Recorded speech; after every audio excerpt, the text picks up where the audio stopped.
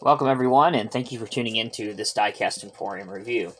Today we're going to be taking a look at a 187 or HO scale Walthers SceneMaster vehicle kit.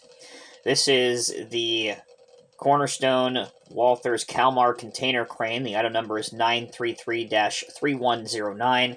This is actually a recycled Kibri kit from back in the day. Again, distributed now and available from Walthers, Cornerstone, and SceneMaster.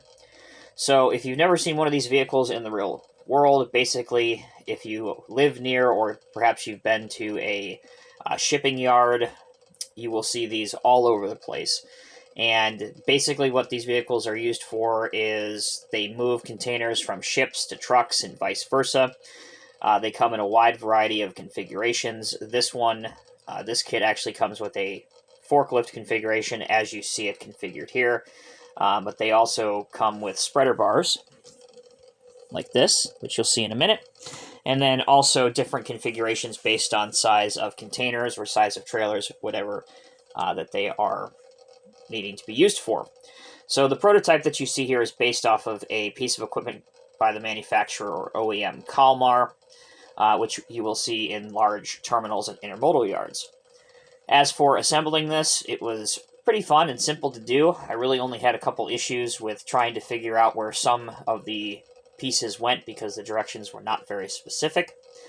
But other than that, it only took a couple hours from cutting the things from the spruce to final assembly. I have added no detail parts and constructed the kit as the instructions said to do step by step. I've added nothing extra on here. In addition, you are provided with a sheet of optional decals, seen here. So if you wanted to put a specific railroad on, you could, such as CSX or Northwestern or whatever, you could.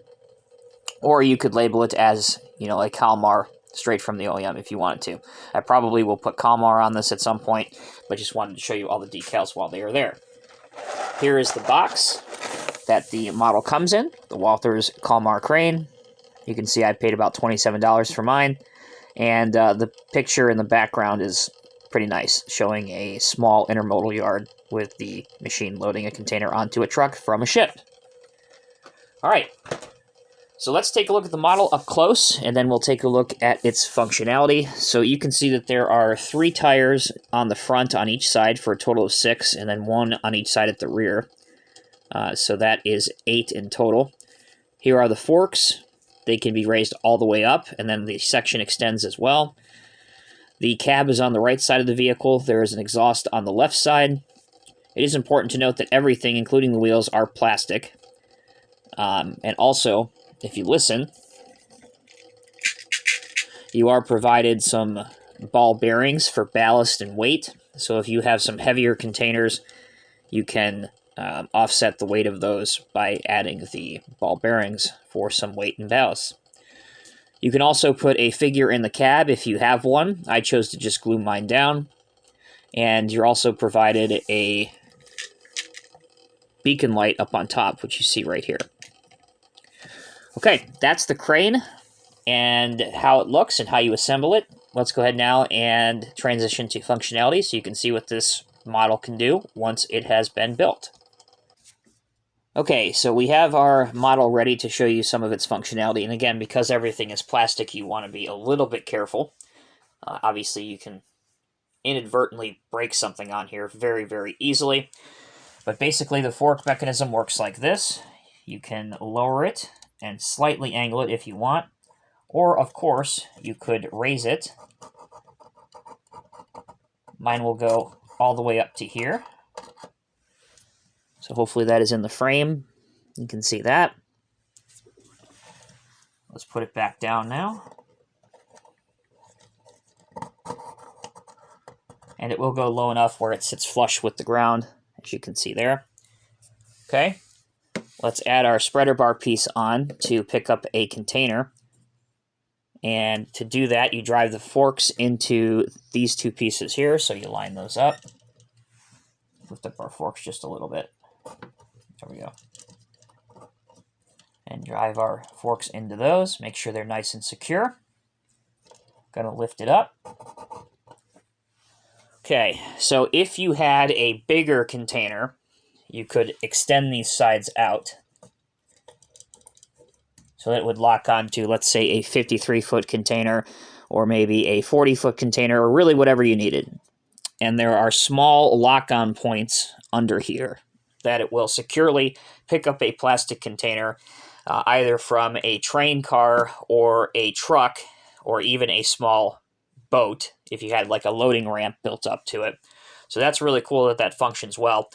To demonstrate this, I have a smaller container in HO scale. So this is the same scale as the crane, but this is a 20-foot plastic container. So what we're going to do here, move these back in because you don't need them.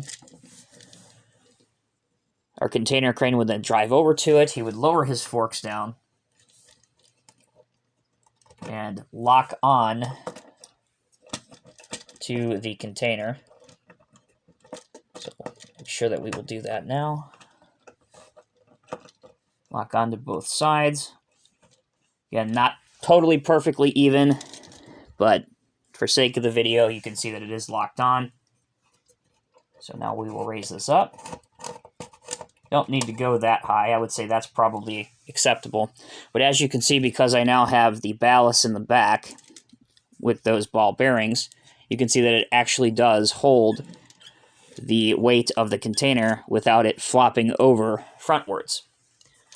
Okay, so for the last part of the functionality and demonstration, let's bring in a container trailer. Now I understand that this container trailer is a lot bigger than this 20-foot container, but you got to work with me here. So here's our container trailer, which we have here with our truck. So let's go ahead and move our container crane over. And we will carefully lower our container onto the container trailer. And then remove our lock mechanism. And there you go. Just like that.